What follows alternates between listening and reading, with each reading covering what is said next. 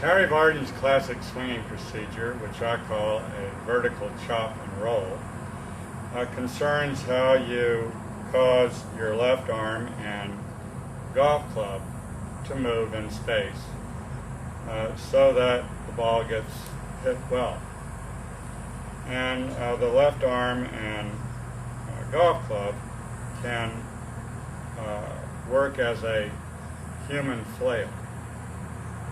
Flails are like nunchucks or medieval maces where you can put two sticks together joined by a piece of rawhide or a chain or a rope that allows one stick to hinge around the other. In golf, the golf club is a stick or a lever, and your whole left arm is another one. And with this connection at the wrist, you can see how this golf club can hinge around this left arm at the wrist. Now, a normal flail can hinge freely quite a bit, but the golfer's flail, or Harry Varden's, you can see this club is hinged about 90 degrees around this arm here at the joint, and then it unhinges only to there. It's about a 60-degree unhinging, and it can't unhinge anymore. It's also hinging and unhinging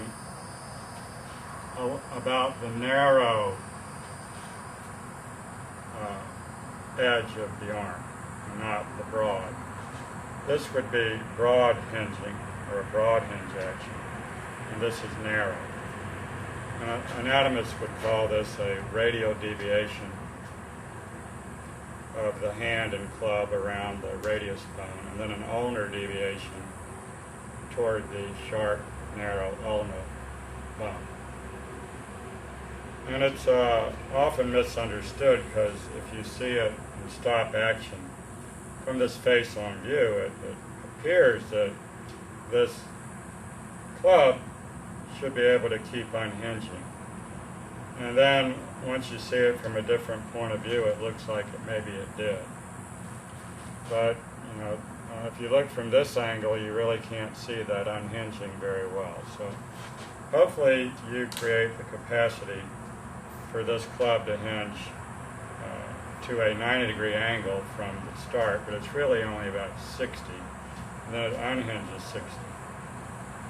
And if it only hinges and unhinges into the narrow side of your arm, and then away from that narrow into the other side, the face will remain however you started it, whether you started it opened or closed or whatever, but square would be vertical to that camera view.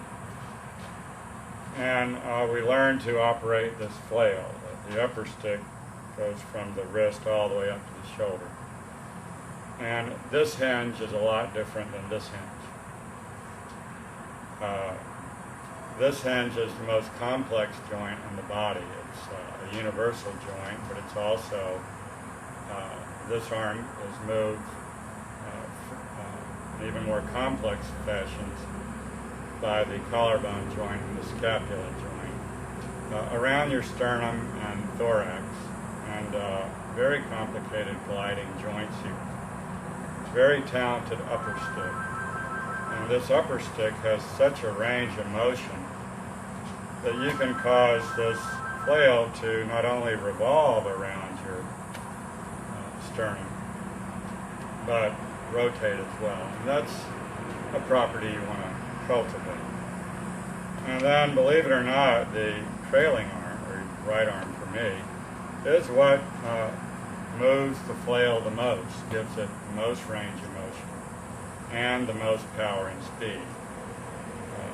So I can grab this flail in my right arm and hand and pull it back by bending this arm and this hand in a manner that I can then fling it. And so you can start with your feet together and really learn how to draw it back very smoothly and friction-free joint here. This one you don't worry about. The bending of the right arm and hand will cause this flail to hinge at the wrist. And then the straightening of the right arm against the flail will cause the flail to unhinge before impact. And then a certain way to drive this flail with a karate chop and roll motion will cause the flail to unhinge, revolve, and rotate. And then once this one's done driving it, it becomes part of the flail because you don't let go. And it's an amazing little tool once you learn how to operate it effectively.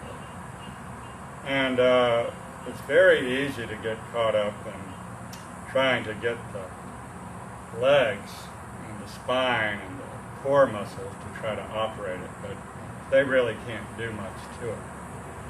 But they certainly provide a whole lot of range of motion, primarily your legs and not your spine. And so if you can get your legs to twist your body, all of it, not certain parts more than others, at least 45 degrees. And if you can draw the upper portion of the flail, your whole left arm, you can draw it back at least to 9 o'clock. And hopefully at least inwards from the target line about 20 degrees. And then drive that narrow portion of the flail, the whole flail, right down to the right of you. And that leads, you wouldn't twist your body with your legs. And you let the flail unhinge, and what caused it to unhinge still has power left over. And it just keeps driving it freely through the ball. And since you're holding on to it, the body will follow. It's a very slippery, easy flail to operate. And you should be able to operate it with great ease of motion, great balance, be able to rest immediately afterwards. And do it over and over again without any fear of injury.